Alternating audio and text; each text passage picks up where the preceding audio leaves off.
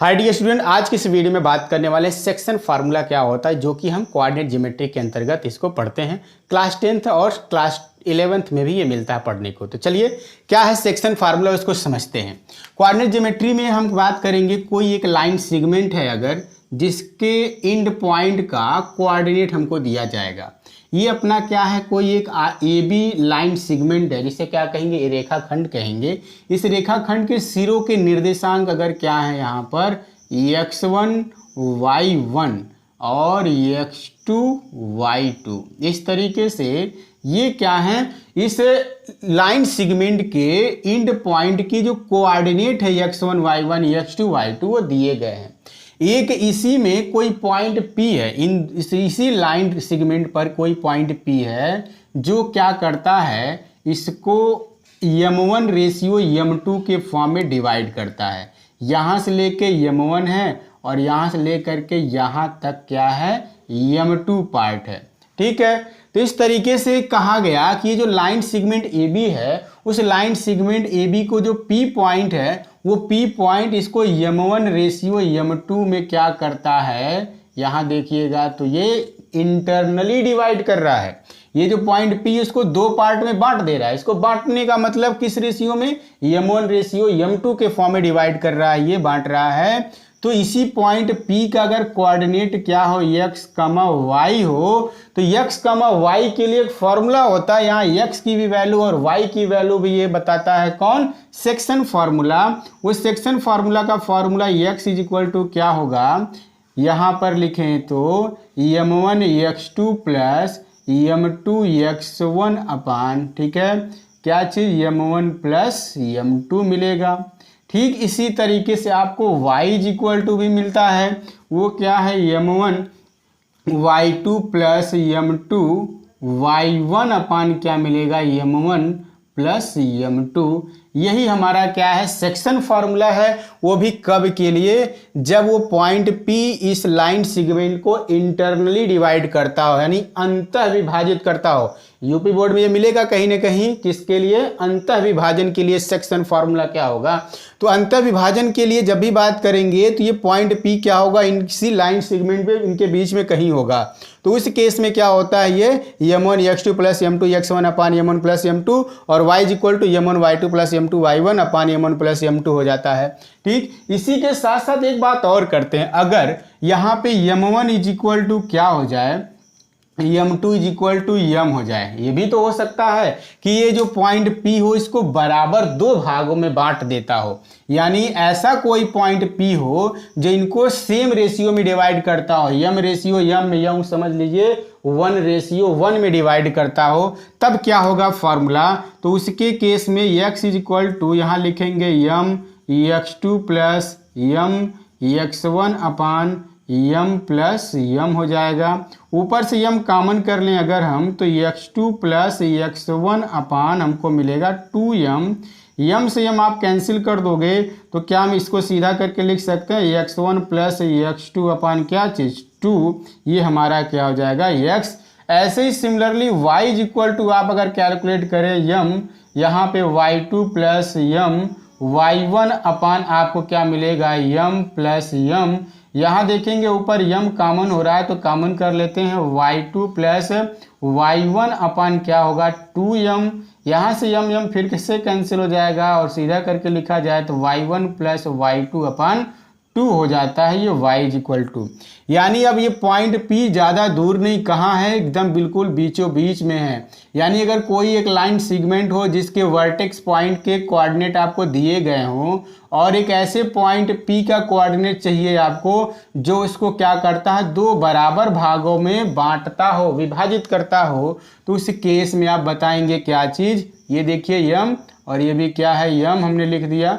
तो same ratio में अगर डिवाइड करता है, यानी इक्वल पार्ट में डिवाइड करता है, तो इक्वल पार्ट में डिवाइड करने के लिए जो फॉर्मूला होगा, x is equal to x1 plus x2 upon 2 और y is equal to y1 plus y2 upon 2 हो जाएगा। आपको ये दोनों फार्मूले क्या हैं, बिल्कुल रिमेंबर करने हैं, तैयार रखने हैं। आगे इन सब का क्या है, बहुत ही ज़्यादा यूज है, तो हमको फार्मूला क्या होना चाहिए, उसके लिए याद होना चाहिए।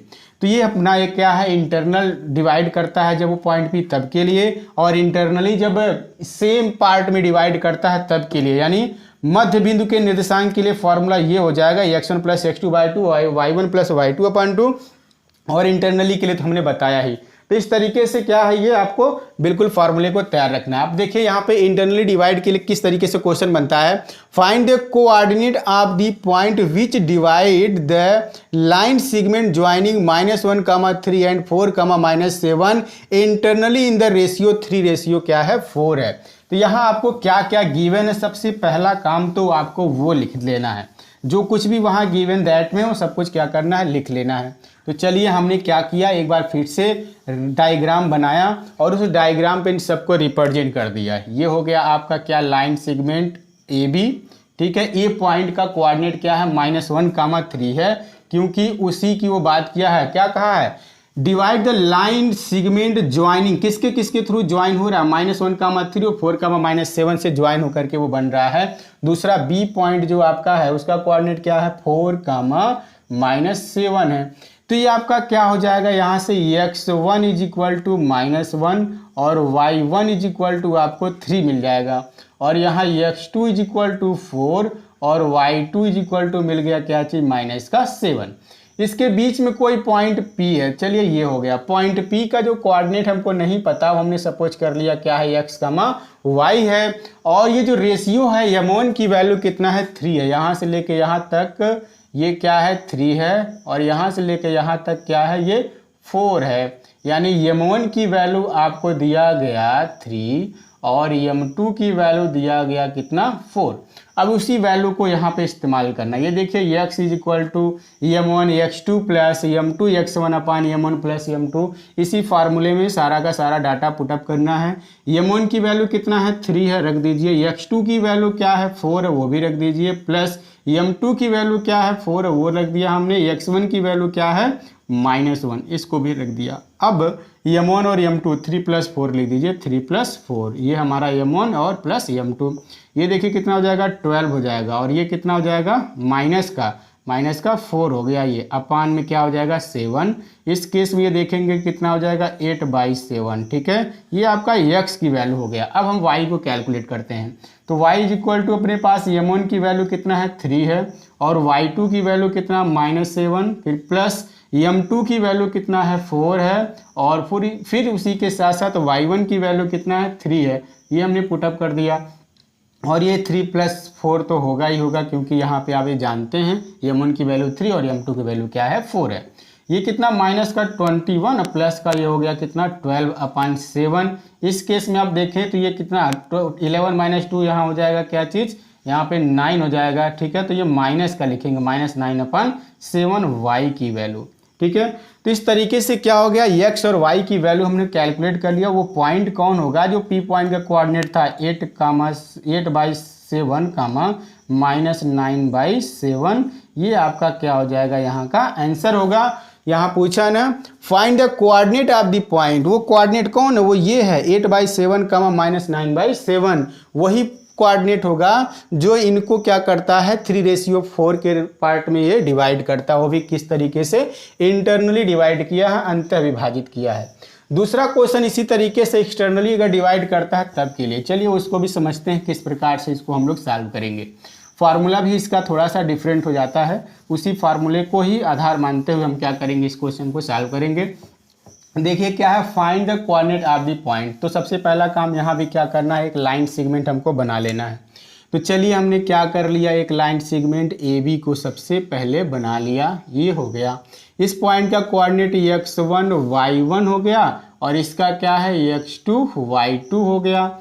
अब इसके बीच में कोई पॉइंट P नहीं होगा, इसके बाहर कोई पॉइंट P है। चलिए इसको डॉट करके हम दिखा देते हैं। ये पॉइंट P हो गया, जिसका कोऑर्डिनेट क्या है, x, y है। ये एक्सटर्नली डिवाइड कर रहा है, इसलिए बाहर कोई पॉइंट लेंगे। अब यहाँ से ले करके यहाँ तक का ये जो रेशियो होगा आपका m1, और सिर्फ इतना, कहाँ से लेके B से लेकर के P तक हो जाएगा m2। और यहाँ पे जो फार्मूला बनता है x = जब लिखिएगा तो m1 x2 - m2 x1 अपान मिलेगा आपको क्या चीज़, m1 माइनस m2, और उसी के साथ साथ y इज इक्वल टू जो मिलता है उसको अगर आप लिखिएगा तो मिलेगा m1 y2 minus m2 y1 अपान क्या चीज़, m1 माइनस m2 हो जाएगा। अब इसी फार्मूले को इस्तेमाल करते हुए हम इस क्वेश्चन को सॉल्व करेंगे। देखिए, find the coordinate of the point which divides the line segment joining the points 6,3 and -4,5 in the ratio 3:2 externally. यहाँ पे बाह्यतः विभाजन के लिए ये फॉर्मूला हमको इस्तेमाल करना है। बाहर से कोई पॉइंट P है जो AB को क्या करता है, इतना बाई इतना में डिवाइड करता है। एक चीज़ और यहाँ पे आप समझ लीजिए, इसका मतलब क्या है, AP अपान यहाँ पे दिया है BP, ठीक है, is equal to m1 by m2। इसका भी इस्तेमाल होता है, इसलिए इस फॉर्म में हम लिख के आपको बता रहे हैं, ठीक है। आने वाले कुछ क्वेश्चंस में इन सबको इस तरीके से भी लिख करके भी सॉल्व किया जाता है, तो देखेंगे आगे आएगा, बहुत सारे क्वेश्चन होंगे इसके। तो अभी तो फिलहाल इसी क्वेश्चन को करना है। तो इस क्वेश्चन को करने के लिए आप देखिए 6,3, यहाँ पे आपको क्या लिख देना है, 6,3 हमने लिख दिया, पहला पॉइंट। दूसरा पॉइंट क्या है, -4, क्या है यहाँ पर 5 है, तो चलिए -4, 5 राइट कर दिया। हमको इस P पॉइंट का कोऑर्डिनेट चाहिए। m1 की वैल्यू कितना है, यहाँ पर 3 है, ठीक है, और m2 की वैल्यू कितना है, यहाँ पर 2 है। तो इस तरीके से हमने क्या कर लिया, m1 m2 और x1 x2 की वैल्यू इसको यहाँ पर राइट कर लिया। अब हम फार्मूले की अगर बात करें तो ये हमारा x1 और ये y1, ये हमारा x2 और ये क्या y2 होता है। तो इसी फार्मूले में रखिए, m1 की वैल्यू कितना है, 3 है, तो 3 इंटू x2 की वैल्यू कितना है, -4 हो गया, फिर माइनस m2 की वैल्यू कितना है, 2 है, और x1 की वैल्यू कितना है, 6 है, ये भी राइट कर लिया हमने। m1 माइनस m2 यानी 3 - 2 लिखिएगा, 3 - 2 हो गया, ये देखिए m1 और ये फिर m2, ठीक। तो ये हो जाएगा -12 और ये हो जाएगा -12 अपान क्या चीज़ यहाँ पे 1, तो ये -24 हो जाता है, ठीक है। देख लीजिए एक बार फिर से, 6 × 2 = 12 -12, ठीक है। इस तरीके से x की वैल्यू आ गया। फिर इसी तरीके से y को भी सिंप्लीफाई करना है, तो m1 की वैल्यू अपने पास कितना है, 3 है, y2 की वैल्यू कितना है, 5, माइनस m2 की वैल्यू है अपने पास 2 और y1 की वैल्यू है अपने पास 3, तो इसको हमने राइट कर दिया, और ये 3 - 2 लिख दीजिएगा, ये हो गया 15 - 6/1। तो 1 लिखने से कोई बेनिफिट नहीं होने वाला। y इज इक्वल टू कितना हो जाएगा, 9 हो जाएगा, 9 + 6 15 होता है। तो इस केस में जो कोऑर्डिनेट निकल के आता है, पहले x की वैल्यू लिखते हैं तो -24 और फिर y की वैल्यू लिखते हैं तो ये 9। तो ये वो पॉइंट होगा, कहाँ, इस पॉइंट का जो कोऑर्डिनेट है वो असल में कितना आता है, सॉल्व होकर के -24, 9 आता है, और यही अपना क्या है, इस P पॉइंट का कोऑर्डिनेट का आंसर जो हमको कैलकुलेट करना है। इस तरीके से हमने क्या किया, सेक्शन फार्मूले के जो 2 टाइप्स होते हैं, इंटरनली डिवाइड करने के लिए और एक्सटर्नली डिवाइड करने के लिए, अंतर विभाजन और बाह्यतः विभाजन, दोनों केस में जो फार्मूले में डिफरेंस है, बस माइनस का अंतर होता है, ठीक है। उस केस में दोनों फिगर को भी हमने समझा रखा है, एक एक क्वेश्चन दोनों को लेकर के समझाया, और इसी तरीके से ये सारे क्वेश्चन भी, इसके बहुत सारे क्वेश्चन बनते हैं, उन सभी क्वेश्चन को बस आप फिगर बनाएंगे। फिगर बनाने के साथ साथ उसमें कुछ न कुछ क्लू दिया जाता है, जिसके आधार पे आप क्या करोगे, इस फार्मूले को इस्तेमाल करते हुए सॉल्व करोगे, ठीक है। तो मिलते हैं इसके कुछ अन्य क्वेश्चनों के साथ, तब तक के लिए दीजिए इजाजत, बाय बाय।